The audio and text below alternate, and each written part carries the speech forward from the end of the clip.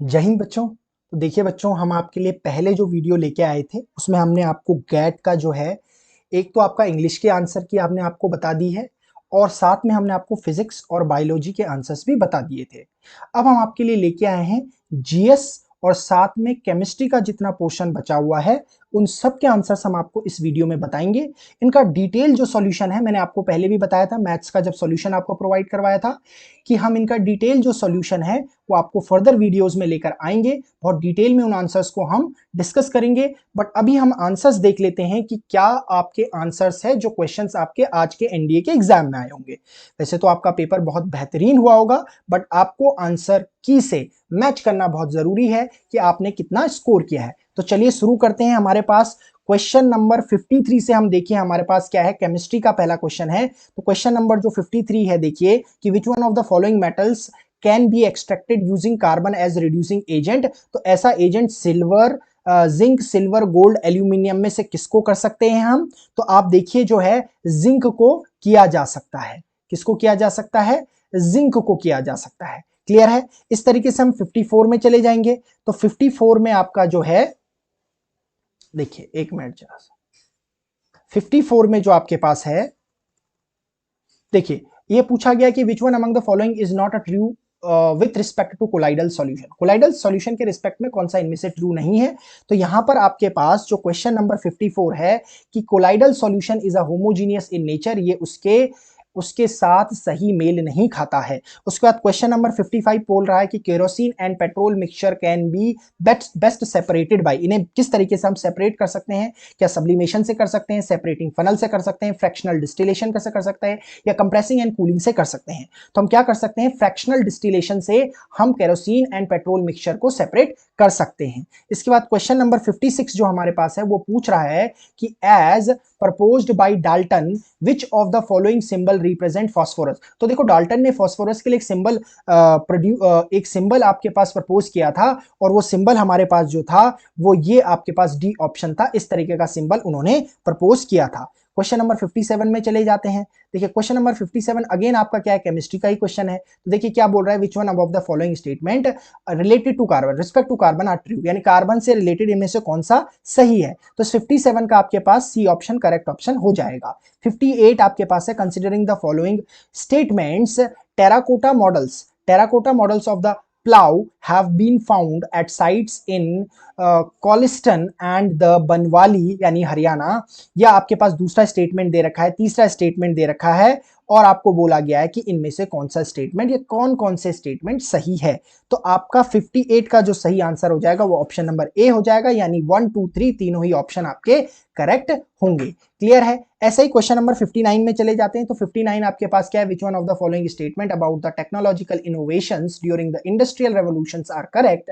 तो इसका option number A हो जाएगा, क्योंकि पूछा गया कि इन तीनों में से कौन सा आपका स्टेटमेंट सही है। तो आपका पहला और दूसरा स्टेटमेंट यहां पर सही है, यानी ऑप्शन नंबर ए करेक्ट है। मैंने आपको बार बार बताया है कि इसका कंप्लीट सॉल्यूशन बहुत डिटेल में हम डिस्कस करेंगे। इन क्वेश्चंस को आप देखेंगे कि बहुत डिटेल में हम पूरा देखेंगे कि ये जो ऑप्शन है क्या रिलेट करते हैं, किससे रिलेट करते हैं, सब कुछ देखेंगे बट फर्दर वीडियोस में। क्लियर है? 60 का आपका पास क्या है कि इसमें पूछा गया कि who among the following is known as the architect of Indian planning, किसे ये कहा जाता है? तो 60 का आपके पास सी है, पीसी महालनोबिस। ठीक है, तो आपके पास है क्वेश्चन नंबर 61 पे चले जाते हैं। क्वेश्चन नंबर 61 का आपके पास ए ऑप्शन है, दैट इज मास की। क्वेश्चन नंबर 62 पे आप आ जाइए। तो क्वेश्चन नंबर 62 का आपका पास क्वेश्चन नंबर 62 का आपके पास क्या है, आपके पास डी ऑप्शन करेक्ट है। यहां पर क्या कहा मैंने कि डी ऑप्शन 3 1 2 4, इन्हें क्या करना था, आपको select the correct answering using the code को यूज करते हुए इनको सही आंसर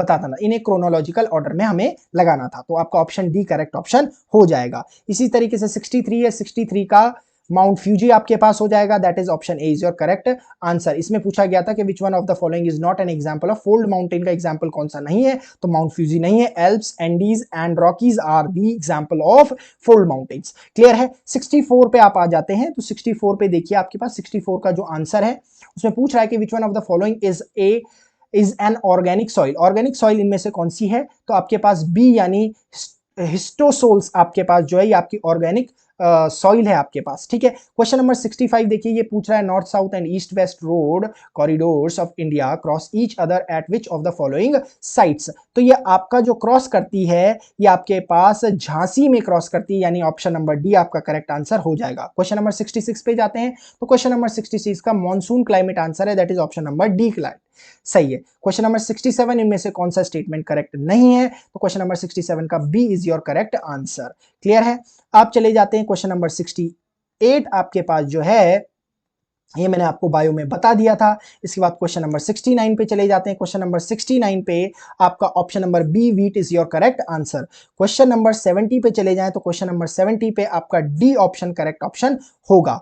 क्वेश्चन नंबर 71 पे चले जाएं तो विच one of the following metal is not essential component in the stainless steel. इनमें से कौन सा स्टेनलेस स्टील में एक एसेंशियल कंपोनेंट नहीं है, तो वो टिन नहीं होता है, यानी ऑप्शन डी करेक्ट आंसर है। अभी आपको मैच द फॉलोइंग खेलना है, ठीक है, यानी 72 आपके पास, तो आपको देखिए 72 आपके पास देखिए क्या है कि आपके पास ए का जो है वो 3 होता है, जो आपके पास बी है, बी का 4 है आपके पास, तो बी का आपके पास 4 है। उसके बाद सी जो है, सी का आपके पास 2 है, और इसी तरीके से आपके पास डी का 1 है। तो आपके पास कौन सा option, option C is your correct answer.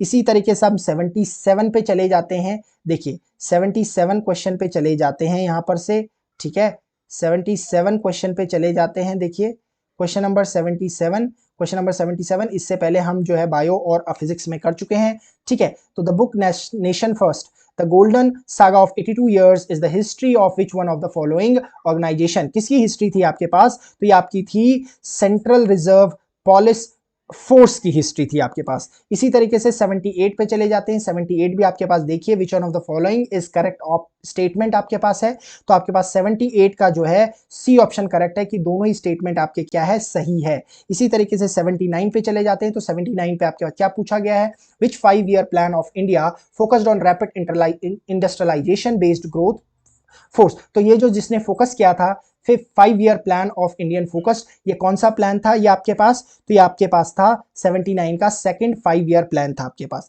इस तरीके से हमारे पास 80 का देख लेते हैं। 80 का हमारे पास है, ये आपके पास क्वेश्चन नंबर 80 का जो है डी ऑप्शन है, दैट इज मुकुंद राम चक्रवर्ती इसका आंसर है। क्वेश्चन नंबर 81 पे चले जाते हैं, तो 81 देखिए हमारे पास क्या है कि ये हमारे पास अगेन वही है कि स्टेटमेंट कौन सा करेक्ट है। देखिए आपका यूपीएससी इस पैटर्न को बहुत फॉलो कर रही है, यूपीएससी इस पैटर्न को बहुत फॉलो कर रही है। अभी अभी रिसेंटली जो यूपीएससी का एग्जाम हुआ था, आईएएस का एग्जाम हुआ था, उसमें भी यूपीएससी ने यही पैटर्न फॉलो किया था कि आपके पास ऑप्शंस दे रहे थे, आपके पास स्टेटमेंट दे रहे थे और पूछा जा रहा था कि इनमें से कौन से सही है या कौन सा सही है। तो इस पैटर्न को यूपीएससी बहुत फॉलो कर रहा है। तो 81 का आपके पास सी हो जाएगा, यानी तीनों स्टेटमेंट आपके ट्रू है।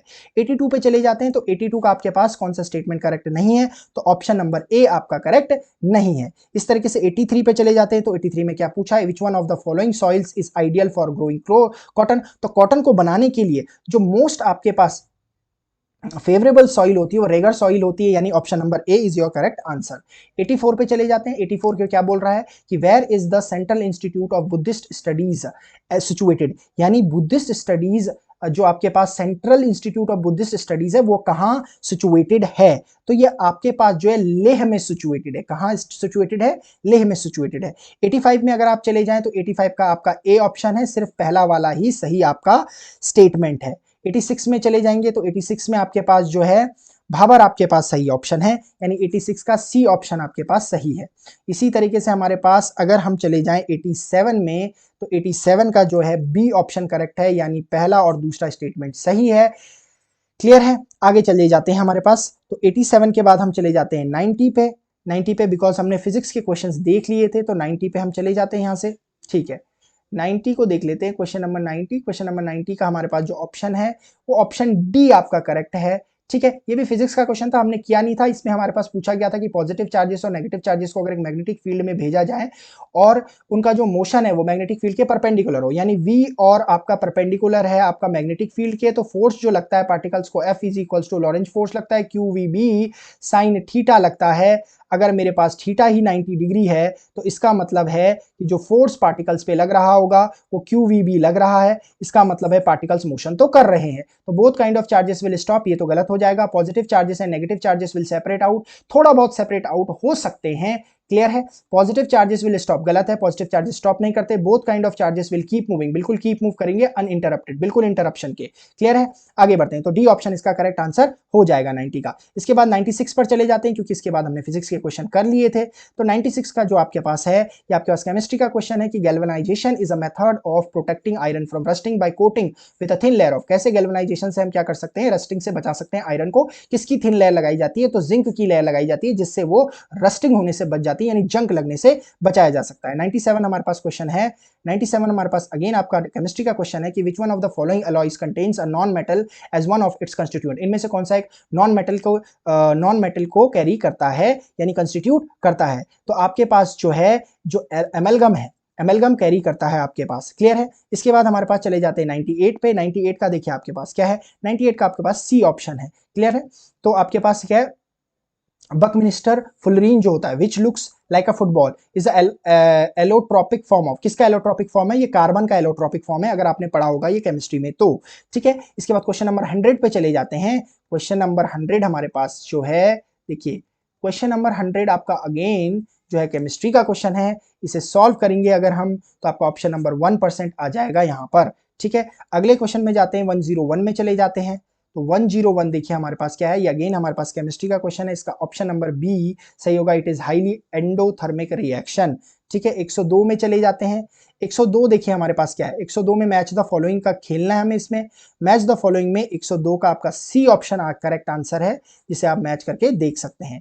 103 पे चले जाते हैं। तो 103 पे अगेन आपका केमिस्ट्री का क्वेश्चन है। इसका नंबर जो है, इसमें से बताना है कि which involves the chemical reaction, कौन सी केमिकल रिएक्शन को इन्वॉल्व करता है। तो burning of magnesium ribbon is a in air is a chemical reaction. 104 पे चले जाते हैं। तो 104 पे आपके पास क्या पूछा गया कि which one of the following metal does not react with cold water to liberate hydrogen gas. कौन सा इनमें से आपके पास जो है, कौन सा मेटल जो है कोल्ड वाटर के साथ रिएक्ट करके हाइड्रोजन गैस को नहीं निकालता है। तो 104 का आपके पास बी ऑप्शन हो जाएगा, that is iron is your correct answer. 105 पे चले जाते हैं। तो 105 का आपका ऑप्शन नंबर डी करेक्ट हो जाएगा, सॉलिड लिक्विड एंड गैस। ठीक है। 106 आपके पास बायो का क्वेश्चन था। इसके बाद 115 पे चले जाते हैं, क्योंकि इसके बाद सारे फिजिक्स के क्वेश्चन है जो हमने आपको इससे पहले की वीडियो में बता दिया है। क्लियर है। 115 पे चले जाते हैं। तो 115 का जो आपके पास डी ऑप्शन करेक्ट है, यानी इनमें से कोई नहीं होगा। 116 पे चले जाते हैं। तो 116 का आपका सी ऑप्शन करेक्ट आंसर होगा।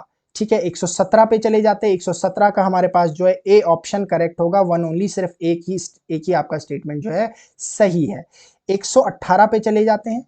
118 का जो सही आंसर है, 118 का सही आंसर है 243ZD, that is option number A is your correct answer. 2019 का जो आंसर है, ऑप्शन नंबर सी आपका करेक्ट आंसर होगा। 120 पे चले जाते हैं। 120 का जो आपके पास है, option number D, that is Arunachal Pradesh आपका करेक्ट आंसर होगा। 121 पे चले जाएं। तो 121 पे आपका जो ऑप्शन सी है, नेपाल, वो करेक्ट आंसर होगा। 122 पे चले जाएं। तो 122 का हेलमांड आपके पास option number D correct answer होगा। 123 पे चले जाएं। तो 123 का आपका बी ऑप्शन करेक्ट होगा। क्लियर है। मैं आपको बार बार बता रहा हूं, इसका हम डिटेल्ड डिस्कशन जो है अगली वीडियो में करने वाले हैं। इसके बाद जो हम आपके लिए वीडियो लेके आएंगे। 124 का आपके पास ए ऑप्शन है। अभी आप आंसर्स देख के ये अंदाजा लगा सकते हैं कि आपका कितना स्कोर पड़ रहा है। 125 का आपका डी ऑप्शन है, यानी 1 2 3 तीनों ही क्या आपके स्टेटमेंट करेक्ट है। 126 का आपका पास option number D, again 1 2 3 same answer. 127 का हमारे पास जो है यूक्रेन इसका सही आंसर होगा। 128 हमारे पास बी, दैट इज ऑस्ट्रेलिया, यानी Aaron Finch who recently retired from international cricket was captain of men's cricket team. बहुत ही आसान लल्लू क्वेश्चन पूछा हुआ है। इसका आपके पास ऑप्शन नंबर बी, क्योंकि एरॉन फिंच जो है ऑस्ट्रेलिया का था खिलाड़ी। इसके बाद 128 पे आ जाते हैं हम। 128 का हमने दे दिया, ठीक है। 129 पे आ जाते हैं। 129 का है हमारे पास बी ऑप्शन है, अंतर्दृष्टि। बी ऑप्शन है अंतर्दृष्टि। 130 पे आ जाते हैं। 130 का डी ऑप्शन है चोला एम्पायर। ठीक है। 131 पे आ जाते हैं। 131 का हमारे पास बी, पॉलिनेशन इसका सही आंसर होगा। बायो का क्वेश्चन है ये आपके पास। 132 का चले जाते हैं। तो 132 का सी, इंपोजिंग हाई टैक्सेस हमारे पास ऑप्शन हो जाएगा सही। 133 पे जाएंगे। तो 133 का हमारे पास ए ऑप्शन करेक्ट होगा। 134 पे चले जाएंगे। तो 134 पे हमारा सी ऑप्शन करेक्ट होगा, that is trial and beheading persons considered enemies of the Republic by the revolutionary tribunal. ठीक है। तो आपका ऑप्शन सी करेक्ट हो जाएगा 134 का। 135 का आपका बी ऑप्शन सही होगा। 136 पे चले जाते हैं हमारे पास। 136 में हमारे पास देखिए कौन सा है ये हमारे पास, देखिए the immediate ending of British rule in India is an urgent necessity was a resolution of, किसका रेजोल्यूशन था ये, तो हमारे पास क्या है कि ये क्विट इंडिया मूवमेंट का रेजोल्यूशन था। क्लियर है, ये बी ऑप्शन इसका करेक्ट हो जाएगा। 137 का डी आपके पास हो जाएगा सही ऑप्शन। 138 का आप देखेंगे तो 138 हम जो है कर चुके हैं, ये आपका जो है फिजिक्स का क्वेश्चन है। 139 का आपका ए है, ठीक है, ए आपके पास करेक्ट ऑप्शन हो जाएगा। 140 अगर आप देखेंगे तो 140 का आपका C option, both 1 and 2 are correct statements, ठीक है। 141 का हम देखेंगे तो 141 आपके पास क्या है कि आपके पास जो पूछा गया कि in which of one of the following layers of atmosphere all weather phenomena occur, जिसमें सारे के सारे फिनोमिना अकर करते हैं वेदर के, ठीक है। तो आपके पास कौन है, ट्रोपोस्फेयर है, ट्रोपोस्फेयर में सारे फिनोमिना अकर करते हैं। 142 का आपके पास क्या हो जाएगा, डी, दैट इज में पूछा गया कि in which one of the following states Roopkund lake is located, बिल्कुल उत्तराखंड में लोकेटेड है, जहां के हम निवासी हैं, यानी हम देहरादून के हैं, तो देहरादून यानी उत्तराखंड में आता है, तो उत्तराखंड में ये रूपकुंड भी आता है। तो 148 पे अगर हम चले जाएं, ठीक है, ये आपके बायो और आपके फिजिक्स के क्वेश्चन थे। 148 पे चले जाएं, 148 का देखिए आपके पास क्या है, 148 का पूछा है कि which one of the following acid is used by Goldsmith for cleaning gold and silver articles, यानी जो गोल्ड स्मिथ है, यानी जो सुनार होते हैं, वो गोल्ड को साफ और सिल्वर को साफ करने के लिए भैया किसका यूज करते हैं, वो हमेशा सल्फ्यूरिक एसिड का यूज करते हैं। आपके पास नहीं, सल्फ्यूरिक एसिड नहीं, वो यूज करते हैं नाइट्रिक एसिड का, यानी ऑप्शन बी आपका करेक्ट हो जाएगा। 148 पे अगर आप चले जाएं तो ये पूछ रहा है which one of the following is not an example of organic compound. Organic compound कौन सा नहीं है आपके पास, कौन सा इसमें से एक ऑर्गेनिक कंपाउंड नहीं है, मार्स गैस है, यूरिया है, केन सुगर है, आपका अमोनियम साइनाइड एक ऑर्गेनिक कंपाउंड नहीं है। 150 पे चले जाएं तो 150 पे आपका क्या हो जाएगा कि विच what is the action of litmus on ethanol, तो लिटमस इज न्यूट्रल टू, बिल्कुल लिटमस जो पेपर जो होता है वो एथेनॉल के रिस्पेक्ट में हमेशा न्यूट्रल होता है, यानी कोई भी प्रभाव नहीं देता है, तो ऑप्शन ए आपका करेक्ट आंसर हो जाएगा। अब आप देखिए हमने आपको जीएस का पूरा, यानी पहली वीडियो में हमें आपको फिजिक्स और आपके पास बायो का पूरा हर एक आंसर आपको दे दिया था, और अभी हमने जो आपको दिया है इंग्लिश के भी आपको आंसर्स दे दिए, प्रोवाइड करवा दिए हैं। इसी तरीके से जीएस और हमने आपको बाकी केमिस्ट्री का भी हर एक आंसर को बता दिया है। तो इससे आप क्या कर सकते हैं, अपने आंसर्स को मैच कर सकते हैं और देख सकते हैं कि आपने कितना स्कोर किया। फर्दर ऑन हमसे बने रहिए सो दैट कि हम आगे आपको जो वीडियोस लेके आएंगे वो ये डिस्कस करेंगे कि कितना आपका पेपर कितना टफ था, मॉडरेट था, इजी था या बहुत ज्यादा हार्ड था, और ये भी डिस्कस करेंगे कि कितना कट ऑफ प्रोबेबली रह सकती है आपके एनडीए के एग्जाम देन। टिल देन आप हमसे जुड़े रहिए। जय हिंद।